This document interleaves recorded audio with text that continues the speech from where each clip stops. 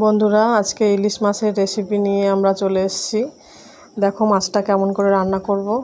প্রথমে কালো সর্ষে, সাদা সর্ষে, কাঁচা লঙ্কা, কাজু বাদাম এগুলো শিলে এক এক করে বেটে নেব। প্রথমে সর্ষেগুলো বাটবো, তারপর কাঁচা লঙ্কা আর কাজু বাদামগুলো বেটে নেব। এগুলো বাটা হয়ে গেলে মাছের সাথে একটু নুন দেব, একটু হলুদ দেব, একটু সর্ষের তেল দিয়ে মাছের সাথে ভালো করে একটু মাখিয়ে নেব। মাখিয়ে খানিকক্ষণ রেখে কড়াইতে গরম হয়ে গেলে কড়াইতে দেবো একটু তেল। আগে আমরা তেল দিয়েছি, ওই জন্য কম তেল দেব। তেল দিয়ে কালো জিরে ফোড়ন দিয়ে মাছগুলো এক এক করে দিয়ে জল দিয়ে দেবো।